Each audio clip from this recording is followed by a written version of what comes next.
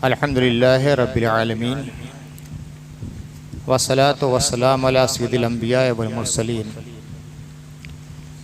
व अला आलिहि तय्यिबीन अत्ताहिरीन व अस्हाबिल मुत्तकीन अम्मा बाद फ़क़द क़ाल अल्लाहु तबारक व तआला फ़िल क़ुरआनिल मजीद अऊज़ु बिल्लाहि मिनश शैतानिर रजीम बिस्मिल्लाहिर रहमानिर रहीम व तबत्तल इलैहि तबतीला सदक़ल्लाहुल अलीयुल अज़ीम। हज़रात, रबीउल सानी का महीना है। तकरीबन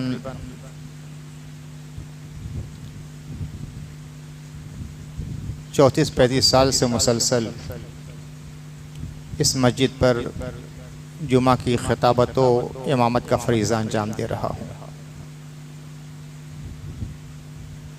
इसलिए कि हज़रत वालिद गिरामी के विसाल को 32 साल हो गए कमरी एतबार से, और उनसे 3-4 साल कबल उनकी हयाती में ये सिलसिला शुरू हुआ था हदत के हुक्म के मुताबिक। और इस 34-35 साल की मुद्दत में मेरा हमेशा मामूल रहा कि जब भी आयानी इस्लाम में किसी के विसाल या शहादत की तारीख़ होती है तो उन्हीं की शख्सियत के मुतालिक कुछ गुफ्तगू होती है, चाहे अकाबिर सहाबा खुलफा राशिदीन का मामला हो, अहले बैत हों, बड़े अइम्मा हों, बड़े औलियाए किराम हों, या हिंदुस्तान के मशहूर तरीन मशाइख हों। जब उनके विसाल का महीना आता है तो कुछ न कुछ नज़र अक़ीदत अल्फाज की सूरत में उन शख्सियात की बारगाह में पेश करने की कोशिश करता हूँ। इस महीने में किश्बर विलायत के अजीम शहनशाह, आसमान कुतबियत के नहायत दरख्शां आफ्ताब, मदरसा इल्म हिकमत के मुअल्लिम, दरियाए विलायत के ताबिंदा तरमोती सैयदना गौसुस सकलैन, पीर पीरा मीर मीरा शेख अब्दुल कादिर जिलानी मुहीद्दीन रज़ियल्लाहु ताला अन्हु के विसाल का महीना है। इसलिए हस्ब मामूल इंशाअल्लाह आज कुछ नज़र खिताबत हदत की बारगाह विलायत में पेश करने की कोशिश करूँगा। अजीब अलमिया है कि जो शख्सियत जितनी बड़ी होती है उसकी तरफ झूठ भी उसी कदर मंसूब किए जाते हैं। हुजूर सल्लल्लाहु अलैहि वसल्लम की शख्सियत अव्वलीन व आखिरीन में सबसे अजीम, हुजूर सल्लल्लाहु अलैहि वसल्लम की अहादीस कौली हो, फेली हो, तकरीरी हो, सहाबे कराम और बाद के लोगों ने बड़ी हद तक महफूज करने की कोशिश की, बल्कि यह कहा जाए कि हत्तल इम्कान हद तक महफूज करने की कोशिश की। इसके बावजूद गुलू पसंदों ने, लगो नबेसों ने, फितना पर्दासों ने, दरोग बयानों ने अल्लाह के नबी सल्लल्लाहु अलैहि वसल्लम की मंसूब की तरफ मंसूब करके हजारों हजार हदीसें कर ली। अल्लाह रहमत नादिल फरमाए अइम्मे हदीस पर, जिन्होंने ऐसा इल्म ईजाद फरमाया है जिसकी नज़ीर पूरी तारीख़ उलूम में नहीं मिलती। इल्म अस्माउर रिजाल, इल्मुल जिर्ह व तादील, पूरी दुनिया की तारीख़ में इसकी नज़ीर नहीं मिलती।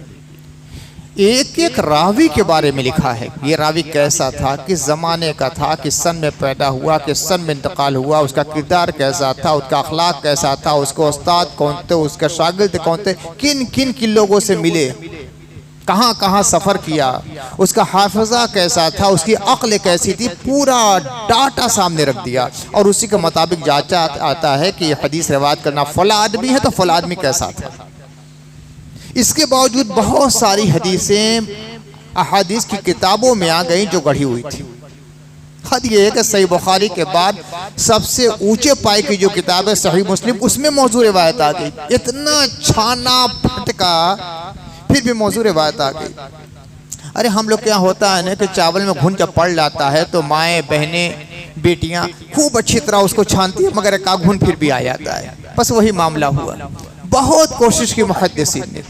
तो जिस रसूल के अक़वालो अफ़आल और उससे मुतालिक चीज़ों के बारे में छान फटक के लिए इतनी एहतियात की गई कि पूरा इल्म अस्माउर रिजाल, इल्म जिरह व तादील, इसके बड़े बड़े अइम्मा पैदा हुए, फिर भी कुछ झूठी रिवायतें आ गई, निहायत मौजू किस्म की ज़ईफ़ किस्म की रिवायतें आ गई। तो औलिया किराम की बातें क्या हैं, उनके हालात ज़िंदगी के लिए, उनकी करामतें के लिए और उनकी तरफ मंसूब किताबों के लिए, उनकी तरफ मंसूब अक़वाल और किरदार के लिए कोई ऐसा इल्म तो नहीं था, ना छान पटक हुई कि कौन बयान करने वाला है और आज तक उसकी सारी लड़ियाँ और कड़ियाँ मिलाई जाएं, ऐसा कुछ नहीं हुआ। तो बहुत रिवायतों का अंबार लग गया इन औलिया किराम की तरफ झूठी बातों को मंसूब करने का। अरे ये ज़माना तो यूट्यूब का है ना, बड़ी तेज़ी के साथ झूठी बातें फैल जाती हैं। पाकिस्तान के कुछ मुक़र्रिरों की तकरीरें मैंने सुनी गौसे पाक के मुतालिक, सर पीटना पड़ा कि या अल्लाह क्या हो रहा है। आज हिंदुस्तान के कुछ मौलवियों का यही हाल है। सैयद अमीरुल क़ादरी तो इस मामले में सबसे आगे, ऐसी ऐसी रिवायतें गढ़कर बयान करते हैं कि खुदा की पनाह। एक है मौलाना आसिफ रज़ा सैफ़ी साहब, पहले निज़ामत करते थे, अब तकरीर करने लगे। जब बैठते हैं तो झूठी रिवायतों का अंबार होता है और ये हमारे बेचारे सादा लव अवाम चूँकि बिल्कुल नई चीज़ मिलती है, इसलिए सबसे ज़्यादा नारे भी नहीं लोग की तकरीर पर लगते हैं। एक एक जलसे के 25-50 हज़ार रुपया खर्च हो जाए एक एक मुक़र्रिर के लिए, कोई बात नहीं, बिल्कुल नई बात। कहा कि 1400 साल में हम लोगों ने नहीं सुनी थी, जब कहीं वजूद ही नहीं था तो सुनोगे कैसे। अगर किताबों में होती कोई बात तब न सुनते, घर से वो गढ़ कर ला कर बयान की जाती है, सुनोगे कैसे। पहली बात तो सुनाई और अवाम झूमते रहते हैं कि पहली बात सुनी। किताबों में सारी चीज़ें जो महफूज है वही सही है, और वो भी वो किताबें जो बिल्कुल दुरुस्त हैं। अरे हद ये है कि इन हजरात की तरफ झूठी किताबें तक से मंसूब की गई और जो किताबें उनकी सही है उनमें झूठी बातें भी लिख दी गई। हुज़ूर सैयदना गौसे आज़म की 3-4 किताबें तो बहुत मशहूर हैं। फतहुल गैब शरीफ है, अल-फतहुर रब्बानी है, जलाउल खातिर है, और बड़ी मशहूर किताब हो गई गुनगतुत तालिबीन। खुद इस गुनगतुत तालिबीन में न जाने कितनी झूठी बातें रिवायतें मंसूब कर दी गई। अहले सुन्नत को ज़ाल और मुज़िल लिख दिया गया उसमें। उस अहले सुन्नत के जो 2 फ़िरक़े हैं, एक मातुरिदिया है, एक अशायरा है, तो अशायरा को अहले सुन्नत ही हैं, ये बिल्कुल हक़ पर अहले सुन्नत हैं, उनको ज़ाल और मुज़िल गुमराह करने वाला लिखा है उसी किताब में। जो गुमराह फ़िरक़ों की डिटेल है उसमें एक फ़िरक़ा लिखा है मुर्जिया, उसमें लिखा है हुम बाद अस्हाब हनीफा, ये अबू हनीफा के कुछ लोग हैं मानने वाले, मातुरिदिया ये मुर्जिया, ताकि ये गुमराह फ़िरक़ा है, जहन्नमी फ़िरक़ा है। उसी तरह बहुत सारी चीज़ें आप सब जानते हैं कि इब्राहीम अलैहिस्सलाम ने हज़रत इस्माइल की कुर्बानी पेश की थी, ज़बी वो है, ज़बीहुल्लाह हज़रत इस्माइल है। गुनगतुत तालिबीन में लिखा है कि वो हज़रत इसहाक़ है, जैसा कि यहूदी और ईसाई कहते हैं। तो बहुत सी झूठी बातें रिवायत कर मंसूब कर दी गई हैं। उसी में जो लिखा है गुनगतुत तालिबीन का लोग हवाला देते हैं ना, कि उसमें गौसे पाक ने लिखा है कि 10 मुहर्रम को खुशी मनाना चाहिए, 10 मुहर्रम को सुरमा लगाना चाहिए, 10 मुहर्रम के खाने पीने का अहतमाम करना चाहिए, 10 मुहर्रम को खूब अच्छा अच्छा कपड़ा पहनना चाहिए, लिहाजा गौसे आदम के इरशाद पर अमल करना चाहिए। तो मैं कहता हूँ कि उसी किताब में लिखा है कि अशायरा ज़ाल और मुज़िल हैं और गुमराह हैं, तो इस पर भी अमल आप करेंगे। उसी किताब में लिखा है कि मुर्जिया गुमराह फ़िरक़ा है, जहन्नमी फ़िरक़ा है, तो मुर्जिया अबू हनीफा के मानने वाले लोग हैं, तो क्या इस पर भी अमल करेंगे। उसी किताब में ये लिखा है कि जो ज़बीहुल्लाह हैं वो हज़रत इस्माइल नहीं हज़रत इसहाक़ है, तो क्या इसको भी मानेंगे। झूठी बातें मंसूब कर दी गई हैं, जब अल्लाह की किताबों में झूठी बातें मंसूब की गई, तौरेत में है, इंजील में है, ज़बूर में है, बस कुरान की हिफाजत का अल्लाह ने वादा किया था, इन्ना नहनु नज़्ज़लना ज़िक्रा व इन्ना लहू लहाफ़िज़ून। इस कुरान को हमने नादिल किया है और बिलाशुबा हम ही हर हाल में इसकी हिफाजत करेंगे। तो अल्लाह ने इसको महफूज फरमाया है। ला यातीहिल बातिलु मिन बैन यदैहि वला मिन खल्फिही तंज़ीलुम मिन हकीमिन हमीद। न आगे से कोई बातिल इसमें आ सकता है, न पीछे से आ सकता है। ये उस अल्लाह की नादिल करदा किताब है जो हमीद है,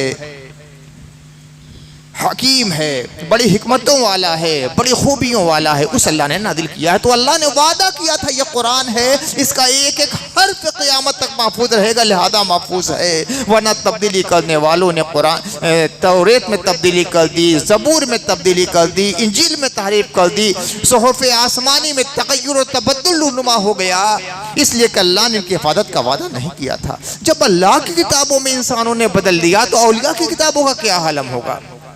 हज़रत गौसे आदम का लिखा हुआ कोई नुस्खा पूरी दुनिया में मौजूद नहीं। गुनगतुत तालिबीन का हज़रत गौसे आदम का कलमी नुस्खा दुनिया में मौजूद नहीं, तो लिखा क्या कुछ नहीं मालूम। जिसका जिसका मौका मिला अपनी अपनी बातें उसमें डाल दी गई। कुछ खारजियों ने डाल दी, कुछ राफिजियों ने डाल दी, कुछ नासिबियों ने डाल दी, अपने अपने मन की बात, और आज पेश किया जाता है कि गौसे आदम ने फरमाया। इसीलिए बड़े बड़े मुहक्किक उलमा ने फरमाया। कुछ लोगों ने कहा कि ये गौसे आदम की किताब ही नहीं, कुछ लोगों ने कहा कि गौसे आदम की किताब तो है मगर उसमें बहुत तब्दीली कर दी गई है। जैसे हिंदुस्तान में हज़रत शेख मुहक्किक देहलवी और दीगर बुजुर्गान किराम हैं, उन्होंने कुछ लोगों ने ये शुबहा दायर किया कि गौसे आदम की तसनीफ़ है ही नहीं। कुछ लोगों ने कहा कि नहीं, तसनीफ़ तो गौसे आदम की है मगर उसमें इल्हाक़ी बातें बहुत आ गई हैं, तहरीफ कर दी गई है। मैंने हर तरह से जायज़ा लेने के बाद ये नतीजा अख़ज़ किया कि नहीं, किताब तो गौसे आदम की है। जो अंदाज़ और उसलूब, अदबी उसलूब है फुतहुल गैब शरीफ का, जो अदबी उसलूब है अल-फतहुर रब्बानी का, जो अदबी उसलूब है जलाउल खातिर का, वही अदबी उसलूब है। हर मुसन्निफ़ का एक अंदाज़ होता है, हर शायर का एक अंदाज़ होता है।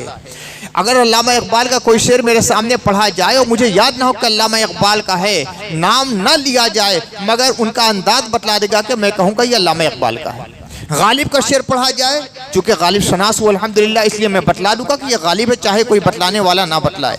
वो एक अंदाज़ होता है, ऐसा महसूस होता है कि उसके अंदाज़ व उसलूब तो खुशबू आती है कि मैं किसके ज़रिया वजूद में आया हूँ। तो गौसे पाक की तहरीर का और उनकी तकरीर का एक ख़ास उसलूब है, और वो सारा का सारा उसलूब हमें गुनगतुत तालिबीन में मिलता है, लेकिन उसमें इल्हाक़ और तहरीफ़ात है। गुफ्तगू तो बहुत तवील हो जाएगी, इन मबाहिस पर गुफ्तगू करूँगा। हज़रत गौसे आज़म की शख्सियत बहुत अदीम शख्सियत है, मगर ये बड़ा जुल्म हुआ है कि झूठी करामतें, झूठी बातें बहुत मंसूब कर दी गई। अब कश्ती वाला वाक़या, कितने साल के बाद डूबी हुई कश्ती गौसे पाक ने निकाली और वो बारात डूब गई थी और सब के सब जिंदा होकर निकल आए। यहाँ तक लालटेन लेकर जो जा रहे थे वो लालटेन भी जलती हुई नजर आई। क्या कर रहे हैं आप लोग? किसी को तालीमात याद नहीं है, किसी को इनकलाब याद नहीं है, किसी को कारनामे याद नहीं है। गौसे पाक मुहीउद्दीन क्यों हुए? अब्दुल कादिर को गौसियत कुबरा का मनसब क्यों मिला? वो लालटेन बुझी हुई जली हुई निकालने के लिए, डूबी हुई कश्ती निकालने के लिए, बारात को निकालने के लिए नहीं, अपने अजीम कारनामों की वजह से इस्लाम को इन्होंने बका अता फरमाई है, इस्लाम को तहफ़्फ़ुज़ अता फरमाया है। तो असल चीज़ उनके कारनामे है। हज़रत सैयदना गौसे आज़म माँ के नसब से भी सैयद हैं और वालिद गिरामी के नसब से भी सैयद हैं। इसको कहते हैं नजीफ़ुत तरफ़ैन सैयद, दोनों तरफ से सैयद हैं। वालिद की तरफ से आपका सिलसिला हज़रत सैयदना इमाम हसन तक मिलता है, और वालिदा तरफ जो छजरा जाता है वो अइम्माए अहले बैत से होता हुआ हज़रत इमाम हुसैन तक जाता है। यानी आपके वालिद गिरामी हसनी सैयद हैं और आपकी वालिदा मोहतरमा हुसैनी सैयदा है। इमाम हसन का भी फैज़ मिला है, इमाम हुसैन का भी फैज़ मिला है। आपका शजरा जाकर मिलता है हज़रत सैयद इमाम हसन मुसन्ना से। हज़रत इमाम हसन मुसन्ना इमाम हसन के बेटे हैं और हज़रत इमाम हुसैन के दामाद हैं। हज़रत सैयदना इमाम हुसैन की साहबजादी थी हज़रत फ़ातिमा सुग़रा। हज़रत इमाम हसन इमाम हुसैन की वालिदा का नाम फ़ातिमा। इमाम हुसैन ने भी अपनी वालिदा के नाम पर अपनी बेटी का नाम रखा फातिमा। हज़रत इमाम हसन की वालिदा का भी नाम फातिमा, हज़रत इमाम हुसैन की वालिदा का भी नाम फातिमा, और हज़रत इमाम हुसैन की बेटी का नाम भी फातिमा है। तो अब फ़र्क कैसे हो? कहीं किताबों में लिखा रहेगा तो इस में पढ़ जाएंगे कि इस फातिमा का ये मामला है, उस फातिमा का मामला है, तो अपनी वालिदा की तरफ मंसूब जो किया तो फातिमा कुबरा कहा, बड़ी फातिमा, और अपनी बेटी के लिए फातिमा सोगरा कहा, छोटी फातिमा। तो हज़रत इमाम हुसैन के साहबजादी का नाम है फातिमा सोगरा, और हज़रत इमाम हसन के साहबजादे का नाम है इमाम हसन मुसन्ना। इनका नाम भी हसन, वालिद का नाम भी हसन, बेटे का नाम भी हसन, पोते का नाम भी हसन। इमाम हसन ने अपने बेटे का नाम भी हसन रखा, और इमाम हसन के बेटे इमाम हसन ने अपने बेटे का नाम भी हसन रखा। आज तो ये है ना कि खानदान में, बल्कि ननिहाल में कोई नाम अगर है रख दीजिए, अरे नहीं नहीं उसके नानी क्या फला का नाम है, दूसरा नाम रखिए। लेकिन इन लोगों का तो नाम ये, मैंने देखा कि 5 साहबजादे हैं, 5ों का नाम मोहम्मद है, 4 साहबजादे हैं, 4ओं का नाम अली है। फिर सिलसिला चला, हसन है तो बाप का नाम हसन, बेटे का नाम हसन, पोते का नाम हसन। अब फर्क क्या है? इश्तिबाह हो जाएगा कौन से हसन है। तो इमाम हसन जो रसूलुल्लाह के नवासे हैं, हज़रत अली हज़रत फातिमा के बेटे हैं, उनका नाम हसन अव्वल, हसन अव्वल।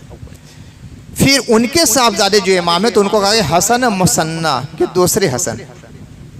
फिर उनके पोते जो हसन हुए तो उनका नाम रखा गया हसन मुसल्लस, तीसरे हसन। हसन इब्नी हसन, इब्नी हसन, दादा भी हसन है, बेटा भी हसन है, पोता भी हसन है। इसलिए कि अल्लाह के नबी ने ये नाम रखा था तो प्यार इतना हुआ कि सबका तफसील के साथ कई नाम ही, कई पुश्त तक हसन नाम रखा गया। तो हज़रत सैयदना इमाम हसन जो कि रसूलुल्लाह के नवासे हैं, उन्होंने अपने बेटे का नाम रखा हसन। उनकी को हसन मुसन्ना कहा जाता है। करबला में ये भी थे, ज़ख्मी हुए, हज़रत इमाम हुसैन की हिमायत में जंग की, ज़ख्मी हुए, अब बहुत ज़ख्मी हो गए, खैमे में लाए गए। फिर जंग में जाने के लिए उनके अंदर ताब नहीं रही, वापस आए मदीना। और फिर हज़रत इमाम हुसैन अलैहिस्सलाम की साहबजादी हज़रत फातिमा सोगरा से इनकी शादी हुई, यानी हज़रत इमाम हसन की ये औलाद हैं, हज़रत इमाम हुसैन के ये दामाद। तो हज़रत इमाम गौसे आज़म का शजरे पेदरी यानी उनके वालिद का जो सिलसिला है वो हज़रत इमाम हसन मुसन्ना से होता हुआ हज़रत इमाम हसन तक, फिर हज़रत अली तक और हज़रत फातिमा तक, फिर मोहम्मद रसूलुल्लाह तक पहुँचता है। और हज़रत आप गौसे आदम की वालिदा का जो शजरा है वो अइम्मा अहले बैत से होता हुआ हज़रत इमाम हुसैन, फिर हज़रत अली, हज़रत फातिमा और हज़रत सरवर कायनात सल्लल्लाहु अलैहि वसल्लम तक पहुँचता है। हज़रत सैयदना गौसे आज़म का नाम अब्दुल कादिर, उनके वालिद का नाम था मूसा, उनकी कुन्यत अबू सालिह और लक़ब था जंगी दोस्त। आप अल्लाह की राह में जिहाद करने वालों से, जंग करने वालों से, गज़वा करने वालों से, मुजाहिदीन इस्लाम से बहुत प्यार करते थे, इसीलिए आपका लक़ब पड़ गया जंगी दोस्त, हज़रत सैयद अबू सालिह जंगी दोस्त। उनके वालिद का नाम था अब्दुल्ला, उनके वालिद का नाम था याहिया ज़ाहिद, उनके वालिद का नाम था मोहम्मद, उनके वालिद का नाम था दाऊद, उनके वालिद का नाम मूसा, उनके वालिद का नाम अब्दुल्ला, उनके वालिद का नाम मूसा जून, उनके वालिद का नाम अब्दुल्ला महज, उनके वालिद का नाम हसन मुसन्ना, उनके वालिद का नाम इमाम हसन। और ये औलाद हैं हज़रत अली की, हज़रत सैयदा फातिमा ज़हरा बिन्त मोहम्मद रसूलुल्लाह की। ये आपके वालिद की तरफ से पूरा शजरा है, रसूलुल्लाह सल्लल्लाहु अलैहि वसल्लम तक शजरा पहुँचता है। और माँ की तरफ से जो शजरा जाता है तो हज़रत गौसे आज़म की वालिदा का नाम है फातिमा, उनके वालिद का नाम यानी हज़रत फातिमा के वालिद का नाम है हज़रत सैयद अब्दुल्ला सोमई, उनके वालिद का नाम है सैयद जमालुद्दीन मोहम्मद, उनके वालिद का नाम है अब्दुल्ला, उनके वालिद का नाम है ईसा, उनके वालिद का नाम है अलाउद्दीन मोहम्मद, उनके वालिद का नाम है इमाम अली रज़ा, उनके वालिद का नाम है इमाम मूसा काजिम, उनके वालिद गिरामी का नाम है इमाम जाफ़र सादिक, उनके वालिद का नाम है इमाम मोहम्मद बाक़िर, उनके वालिद का नाम है इमाम अली ज़ैनुल आबिदीन और उनके वालिद का नाम है इमाम हुसैन। और वो हैं हज़रत सैयदा फातिमा ज़हरा, हज़रत अली मुर्तज़ा की औलाद और हज़रत फातिमा ज़हरा मोहम्मद रसूलुल्लाह के लख्त जिगर। ये आपके वालिद और वालिदा की तरफ से शजरा है, कितना मुक़द्दस शजरा है। 2 नहरें जारी हुई हज़रत सैयदा फातिमा से, एक नहर जारी हुई हज़रत इमाम हसन से, एक इमाम हुसैन से, और दोनों नहरें आकर हज़रत गौसे पाक पर इकट्ठा हो गई। एक नहर इधर से चली, एक नहर इधर से चली, और दोनों आके जीलान में जो इकट्ठा हुई उस मजमउल बहरैन का नाम है हज़रत सैयदना गौसे आज़म। हज़रत इमाम हसन का भी फैज़ मिल रहा है, इमाम हुसैन का भी फैज़ मिल रहा है।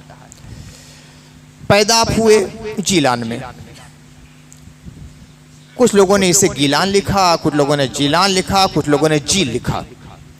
चूँकि वो फ़ारस का इलाका है, फ़ारसी वहाँ बोली जाती थी, अजम का इलाका है, तो वो गीलान नाम था। और अरबी ज़बान में गाफ नहीं होता तो गाफ को जीम से बदल दिया गया, तो गीलान को अरबी मुअर्रिखीन ने जीलान कह दिया और इसको शॉर्ट किया, मुख्तसर कर दिया, तो इसी को जील लिखा।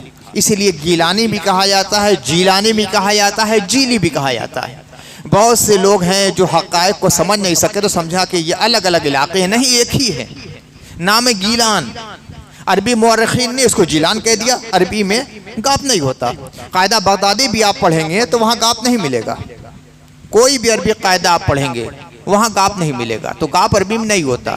तो फारस के लोग या अजम के लोग जिसको गाप कहते हैं, अरब के लोग जब उसे बयान करेंगे तो जीम कह देते हैं, लिखेंगे भी जीम और ज़बान से भी जीम ही कहेंगे। तो गीलान को इन्होंने जीलान कह दिया और इसको शॉर्ट में किया तो जील कह दिया, आखिर का अलिफ नून हटा दिया। तो इसीलिए निस्बत करते हुए किसी ने जीली कह दिया, किसी ने जीलानी कह दिया, किसी ने गीलानी कह दिया, सबकी हकीकत एक है, अलग अलग इलाकों का नाम नहीं, एक ही जगह का नाम है। हज़रत गौसे आज़म एक रमज़ान की शब को पैदा हुआ, पहली रमज़ान को रात को पैदा हुए। हिलाल रमज़ान इधर रमदार हुआ, उधर रात में हज़रत गौसे आज़म पैदा हुए। और विसाल मुबारक इसी रबीउल सानी के महीने में हुआ है। एक तवील उम्र पाई। इब्तदाई तालीम तो घर में हुई। 14 साल की उम्र में आप बगदाद आ गए। वहाँ उस ज़माने में जो असातीन इल्म थे सबसे इल्म हासिल किया। कुछ मुफस्सिरीन थे, कुछ मुहद्दिसीन थे, कुछ फ़िक़हा थे, कुछ इल्म कलाम के माहिरीन थे, कुछ अदबियात के माहिरीन थे। सब के सामने ज़ालुए तलम्मुस कह के उलूम के बहर ज़ख़ार बन गए। आपके जो असातिज़ा मशहूर तरीन हैं, मसातिज़ा तो बकसरत हैं, लेकिन जो बड़े असातिज़ा मशहूर तरीन असातिज़ा हैं उनमें से कुछ लोग के नाम किताबों में महफूज हैं। जैसे आपने कुरान का और तफसीर का जो इल्म हासिल किया वो शेख अबुल बरकात और शेख अब्दुल्ला हिबतुल्लाह इब्न मुबारक सिक्ती से, और शेख अबुल गनाइम मोहम्मद इब्न अली क़रशी से, और शेख अबुल ख़त्ताब महफूज इब्न अहमद कुलुज़ानी हम्बली से, और शेख अब्दुर्रहमान इब्न अहमद इब्न यूसुफ से, और शेख अबुल वफ़ा अली इब्न अक़ील वग़ैरह से। इनसे तफसीर का इल्म हासिल किया है और उलूम कुरान का इल्म हासिल किया है और तजवीद का इल्म हासिल किया है और हिफ्ज़ किया है और क़िराअत अशरा का इल्म हासिल किया है। कुरान से मुतालिक जितने उलूम हों, जितने भी उलूम की नहरें बही हैं कुरान मजीद से, तमाम उलूम इन अकाबिर अइम्मा तफसीर से इन्होंने हासिल किया। हदीस का जो इल्म हासिल किया वो शेख अबू गालिब मोहम्मद इब्न हसन बाक़िलानी से, शेख अबू सईद मोहम्मद इब्न अब्दुल करीम बगदादी से, शेख अबू बकर अहमद इब्न मुज़फ़्फ़र से, शेख अबू मोहम्मद जाफ़र इब्न अहमद सराज बगदादी से, शेख अबुल बरकास हिबतुल्लाह इब्न मुबारक सिक्ती से, शेख अबुल कासिम अली इब्न बयान रज़्ज़ाक़ से, शेख अबू तालिब इब्न यूसुफ वग़ैरह से। इन हज़रात से हदीस, तारीख़ हदीस और उसूल हदीस का इल्म हासिल किया। जिरह तादील के उलूम का इल्म हासिल किया, अस्माउर रिजाल का इल्म हासिल किया। ये अपने ज़माने के सबसे बड़े अइम्मा मुहद्दिसीन थे, उलमाए मुहद्दिसीन थे। फिर फ़िक़्ह का इल्म जो हासिल किया शेख अबुल ख़त्ताब महफूज इब्न अहमद हम्बली से, और शेख अबुल वफ़ा अली इब्न अक़ील से, और शेख अबू सईद मुबारक मखज़ूमी से, और शेख अबुल हसन मुहाजिर क़ादी अबू याला हम्बली वग़ैरह से फ़िक़्ह का इल्म हासिल किया। फ़िक़्ह और उसूल फ़िक़्ह और उसके जितने भी फ़ुरूआत हैं सब का इल्म इन हज़रात से हासिल किया। और उलूम नहव, सर्फ़, अदब व बलागत जो हासिल किया शेख अबू ज़करिया याहिया इब्न अली तबरेदी शैबानी से। ये अपने ज़माने के उलूम अरबियत के इमामत के दर्जे पर फाइज थे, उनसे उलूम अरबियत का इल्म हासिल किया। और उसके अलावा आपने जो तसव्वुफ़ का इल्म हासिल किया, असरार शरीयत का इल्म हासिल किया, तो आपके जो शेख तरीक़त हैं वो हज़रत अबुल खैर हम्माद इब्न मुस्लिम दब्बास, और जो शेख खिलाफत हैं वो है हज़रत अबू सईद यूसुफ मुबारक मखज़ूमी। उसके अलावा आपने शेख अबू याकूब यूसुफ इब्न अय्यूब हमदानी से भी इल्म हासिल किया, तरीक़त का और रसाले शरीयत व मारफत का। इन हज़रात के अलावा आपके असातिज़ा में कुछ और हज़रात भी हैं, जैसे शेख अबू उस्मान इस्माइल इब्न मोहम्मद अस्फ़हानी हैं, शेख अबू बकर अली इब्न अहमद करखी बगदादी है, शेख अबू तालिब अब्दुल कादिर इब्न अब्दुल कादिर बगदादी है, शेख अबू अब्दुल्ला यहया इब्न हसन हम्बली बगदादी वगैरह हैं। इन हज़रात से आपने इल्म हासिल किया। आपके असातिज़ा 100 से ज़्यादा मिलते हैं हमें, 100 से ज़्यादा। और शागिर्दों का तो ये आलम है कि 1 लाख से ज़्यादा उलमा ने आपसे इल्म हासिल किया है। हर साल कई 100 लोग फारिग होते थे। हज़रत शेख के फरागत के बाद हज़रत शेख ने जो बेसात इल्म बिछाई है वो आपके उस्ताद थे हज़रत सईद अबू सईद मुबारक मखज़ूमी।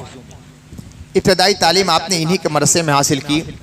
वो उसका नाम था मदरसा लतीफ़िया, जिसका नाम बाद में मदरसा क़ादरिया पड़ गया। इब्तदान इसका नाम था मदरसा लतीफ़िया। हज़रत शेख अब्दुल कादिर ने हज़रत शेख अबू सईद मुबारक मखज़ूमी से यही तालीम हासिल की। और फिर उसके बाद जो है आखिर में इन्होंने हज़रत शेख अब्दुल कादिर जीलानी को खिरक़े खिलाफत बेता किया और आपसे जो सिलसिला तरीक़त चला है वो हज़रत अबू सईद मुबारक ही मखज़ूमी ही का सिलसिला तरीक़त है। जब हज़रत शेख अब्दुल कादिर जीलानी मुहीउद्दीन गौसे आज़म ने दर्स देना शुरू किया तो आपके दर्स में इतनी दिलकशी और लताफ़त और आपका तरीक़े तहक़ीक़ इतना ऊंचा था कि शागिर्दों की भीड़ लग गई। जो मदरसा लतीफ़िया था उसकी इमारत नाकाफ़ी हो गई और पूरे शहर बगदाद से आवाज़ करने लगी कि इसकी तौसी हमें करना है, इस मदरसे को और बड़ा करना है ताकि जो तलबा आएँ वो इस्तेफ़ादा कर सके। हज़रत शेख का मामूल ये था कि फजर बाद से वज़ाइफ से फारिग होने के बाद दर्स देना शुरू करते थे। सबसे पहले कुरान मजीद का दर्स देते, तफसीर का देते, उलूम तफसीर का देते, फिर हदीस का दर्स शुरू करते थे और उसूल हदीस और अस्मा और रिजाल का दर्स देते थे। उसके बाद फ़िक़्ह का दर्स देना शुरू करते थे और फिर उसके बाद जो इख्तलाफी मसाइल होते थे, अइम्मा के इख्तलाफात होते थे, उसका दर्स देते थे, उसके दलाल देते थे। ज़ोहर के वक्त तक आपका मामूल मुबारक ये था। ज़ोहर की नमाज से फारिग होते थे, थोड़ा सा क़ैलूला फरमाते थे और क़ैलूला फरमाने के बाद फिर नहव का दर्स देते थे, उलूम अदबिया का दर्स देते थे। उसके बाद असरार शरीयत और तसव्वुफ़ का दर्स देते थे, तजवीद और क़िरात का दर्स देते थे और उसके बाद फतवा नवीसी का काम शुरू कर देते थे, फतवा लिखना। रोज़ाना कई सौ फतवा आते थे, पूरे आलम इस्लाम से फतवा आते थे। यहाँ तक कि बड़े बड़े मुफ्ती जिस फतवे में नाकाम हो जाते थे, समझ में नहीं आता था उसका जवाब क्या है, तो आखिर में हज़रत गौसे आदम की तरफ रुजू करते थे। ये सिर्फ सूफ़ी ही नहीं थे, सिर्फ वली ही नहीं थे, अपने वक्त के सबसे बड़े मुफस्सिर थे, अपने वक्त के सबसे बड़े मुहद्दिस थे, अपने वक्त के सबसे बड़े कलामी थे, अपने वक्त के सबसे बड़े फ़क़ीह थे और अपने वक्त के सबसे बड़े मुफ्ती भी थे और अपने वक्त के सबसे बड़े वली कामिल भी थे। हर एतबार से आपके अंदर जामइयत नज़र आती थी। तो दिन का अक्सर वक्त इशात इस्लामी और तदरीस उलूम इस्लामी में सर्फ होता था और फिर उसके बाद मगरिब के बाद और इशा के बाद मुतवस्सिलीन और मुतक़द्दीन और मुदर्रिदीन का आने का सिलसिला होता था, उनकी तालीम और तरबियत का काम होता था। और जब वो चले जाते थे तो फिर अल्लाह से लोग जाती थी, इबादतों का सिलसिला शुरू हो जाता था। कभी उनका मामूल था, कभी कभी रात का अक्सर हिस्सा सोते थे, कभी कभी थोड़ा सा सोते थे, कभी कभी पूरी रात जागा करते थे। अल्लाह के नबी सल्लल्लाहु अलैहि वसल्लम की जो तालीम थी उस पर मुकम्मल अमल था। एक रिवायत से मुझे बड़ा अजीब से तशवीश पैदा हो जाती है, लेकिन नारे भी लगते हैं। उलमा जब बयान करते हैं खूब नारे कि गौसे आदम ने 40 साल तक एक वदू से इशा से फजर तक की नमाज अदा फरमाई है। अल्लाह के नबी सल्लल्लाहु अलैहि वसल्लम की सुन्नत पर बड़े आमिल ये थे, हुजूर सब ने इससे मना फरमाया था। मुसलसल पूरी रात इबादत से हुजूर ने मना फरमाया है सहाबा को। जब अल्लाह के नबी की सुन्नत पर अमल इतना करने वाला ऐसा कैसे कर सकता है? अच्छा, बड़ी बात यह है कि आपकी 4 बीवियां थी। हज़रत गौसे आदम ने 4 निकाह फरमाए थे और 4 बीवियां थी। 4 बीवियों के नाम किताबों में महफूज हैं। हज़रत सैयदा बीबी मदीना है, हज़रत सैयदा बीबी सादिक़ा है, हज़रत सैयदा बीबी मोमिना है और हज़रत सैयदा बीबी सालिहा है। और ये चारों के चारों सालिहात थी, वलियाँ थी, साहिब करामत थी। और हज़रत गौसे आदम उनके फ़राइज़ ज़वाजी अदा करते थे। आप कसीरुल औलाद थे, बहुत से आपके साहबजादे हैं। कुछ लोगों ने तो 80 तक तादाद बतला दी है, लेकिन 20 से ज़ायद का नाम आपको मिलता है किताबों में। 20 से ज़ायद साहबजादों का और एक साहबजादी का नाम मिलता है जिनका नाम हज़रत सैयदा फातिमा थी। ये भी बहुत बड़ी वलिया थी। और कुछ नाम तो ऐसे हैं कि तमाम किताबों मिल जाते हैं। ये जैसे हज़रत सैयद अब्दुल वहाब हैं, हज़रत सैयद अब्दुल रज़्ज़ाक़ हैं, हज़रत सैयद अब्दुल अज़ीज़ हैं, हज़रत सैयद अब्दुल जब्बार हैं, हज़रत सैयद अब्दुल गफ़ूर हैं, हज़रत सैयद अब्दुल गनी हैं, हज़रत सैयद सालेह हैं, हज़रत सैयद मोहम्मद हैं, हज़रत सैयद मूसा हैं, हज़रत सैयद ईसा हैं, हज़रत सैयद इब्राहीम, हज़रत सैयद यहया, हज़रत सैयद अब्दुल्ला, हज़रत सैयद अबू नस्र मूसा, हज़रत सैयद मोहम्मद असद, हज़रत सैयद अब्दुल खालिक, हज़रत सैयद यूसुफ, हज़रत सैयद रऊफ़। ये ऐसी असमा हैं जो हज़रत गौसे आदम पर लिखी हुई तमाम किताबों में मिलते हैं। ये हज़रत गौसे आदम की औलाद है। अब 40-40 साल तक इशा के वज़ू से फज्र की नमाज अदा कर रहे हैं। अब मुल्हिदीन हैं, मुनकिरीन विलायत हैं, मुनकिरीन तसव्वुफ़ है, मजाक उड़ाते हैं। खुदा के वास्ते ऐसी बातें बयान मत कीजिए कि हमारी अदीम शख्सियतों का मजाक उड़ाया जाए इन बातों पर। जो बुनियादी माहद की किताबों उनमें ये चीज़ें नहीं मिलती। ये सब बात की बातें हैं जो गड़ कर बयान की गई हैं नारा लगवाने के लिए और तारीफ करवाने के लिए। ऐसा नहीं था। ये ज़रूर है कि गौसे आदम, हाँ, पहले का जो वक्त है, तालीम का जो वक्त था, तलब हक का इब्तदाई जो ज़माना था, तो पूरी राह जागना, रोज़े पे रोज़े रखना, वो बड़ी अजीब कैफियत थी।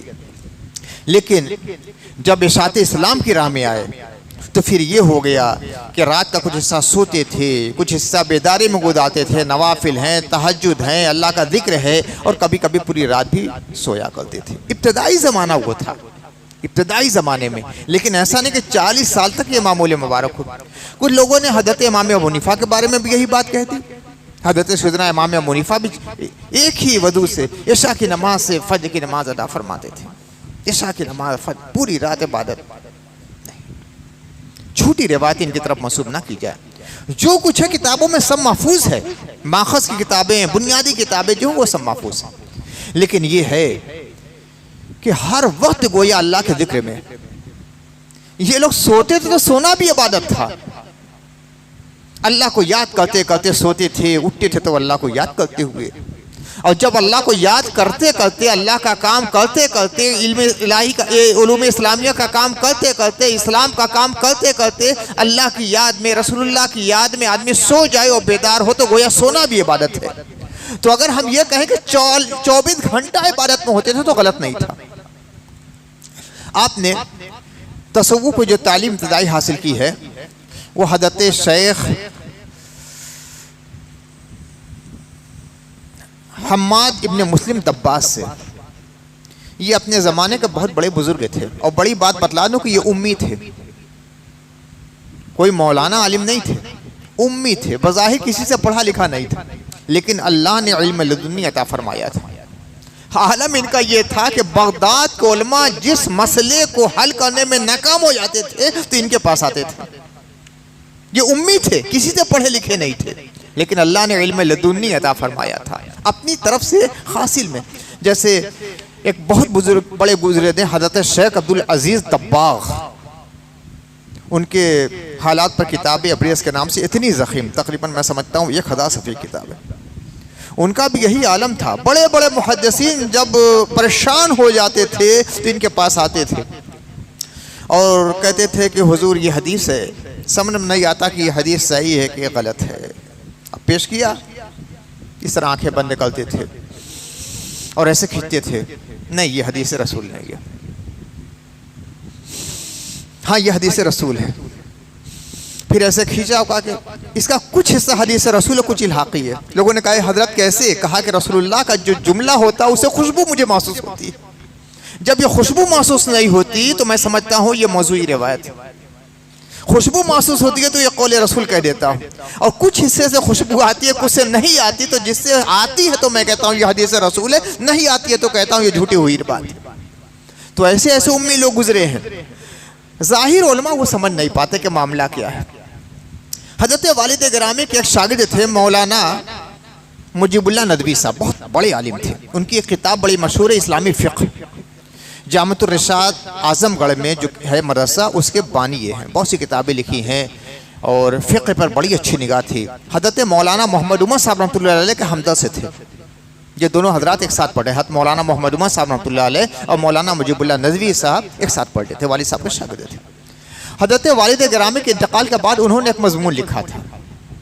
वालिद गिरामी की इल्मियत पे बहुत लिखा है और उनके तरीक़े तदरीस पर, कि उनके दर्स का तरीक़ा बड़ा अजीब व गरीब था कि वो तरीक़ा मुझे कहीं नहीं मिला। वो फ़न पढ़ाते थे, लोग किताब पढ़ाते हैं, वो फ़न पढ़ाते थे। और पढ़ाते तो ऐसा महसूस होता था कि कुछ साहिब किताब यानी किताब लिखने वाला हमें पढ़ा रहा है। ये उनके दर्स की खुसूसियत थी। ऐसा पढ़ाने वाला मुझे कोई नहीं मिला।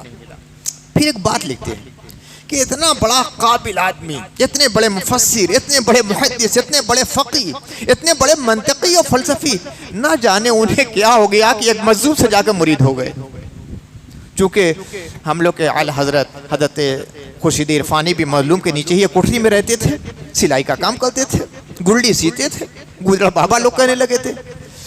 तो बहुत सी बातें उन्होंने सुनी थी तालिब इल्म में। तो कहा कि पता नहीं क्या हुआ कि इतने ज़बरदस्त आलिम फाजिल, मंतकी, फ़लसफ़ी, मुफस्सिर, मुहद्दिस, कलामी और फ़क़ीह एक मज़हब से मुरीद हो गए। उन्हें नहीं मालूम था, वो आलिम ज़ाहिर थे, नहीं मालूम था कि अल्लाह ताला कुछ मज़हबों को इल्म लदुन्नी अता फरमाता है कि वो उलूम उनके पास होते हैं जो दूसरों के पास नहीं होते। उसी मदरसे में एक आलिम पढ़ाते थे, हज़रत मौलाना मोहम्मद उमर साहब घूसवी।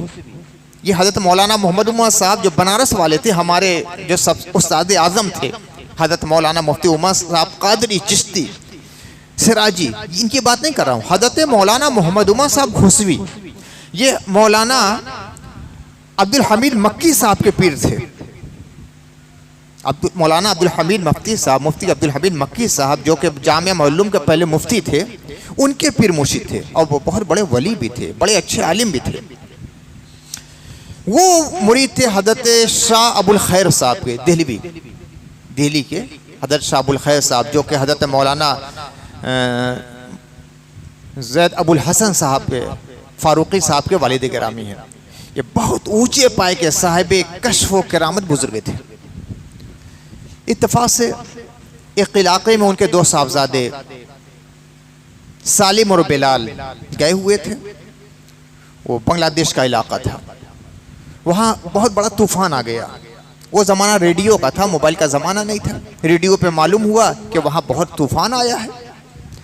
अब चूँकि हज़रत मौलाना मोहम्मद उमर साहब घोसवी के वो पीरज़ादे थे, अगरचे शागिर्द थे, हज़रत ज़ैद, हज़रत बिलाल, हज़रत सालिम और बिलाल शागिर्द थे हज़रत मौलाना मोहम्मद उमर साहब के, लेकिन पीरज़ादे थे तो हमेशा हज़रत कहते थे। अब जब मालूम हुआ कि पीरज़ादे उसी इलाके में हैं तो मुस्तरिब हुए, बेचैन हुए, लेकिन हालात कैसे मालूम हो? तो वो हज़रत खुर्शीद इरफानी, हज़रत हाफिज़ अल्लाह यार खां यानी मेरे दादा पीर मुर्शिद जिनको मज़हूब लोग कहा करते थे, उनकी कोठरी में आए और कहा कि हज़रत सालिम कैसे हैं, हज़रत ज़ैद के, हज़रत बिलाल कैसे हैं, हज़रत सालिम कैसे हैं, हज़रत बिलाल कैसे हैं। तो हमारे दादा पीर मुर्शिद ने फरमाया कि कल सुबह आना तो बतलाऊंगा। सुबह के वक्त पहुंचे तो कहा कि सालिम खुशस्त, बिलाल खुशस्त, सालिम खुशस्त, बिलाल खुशस्त, यानी सालिम भी ठीक ठाक है और बिलाल भी खुश ठीक ठाक है। तो कहा कि हजरत आप तो उर्दू बोलते हैं, अक्सर तो देहाती बोलते थे वो। हमारे दादा पीर मुर्शिद खुर्शीद इरफानी हज़रत हाफिज़ अल्लाह यार खां यानी मेरे वालिद गिरामी अल्लामा कौसर नदवी के पीर मुर्शिद अक्सर देहाती बोलते थे, कभी कभी उर्दू बोलते थे। तो कहा कि हज़रत आप तो उर्दू बोलते हैं, आप फारसी क्यों बोल रहे हैं? तो कहा कि रात को मैंने वहां बांग्लादेश के अब्दाल से राब्ता कायम किया, उसने फारसी जबान में जो जवाब दिया वही मैंने आपके सामने दोहरा दिया।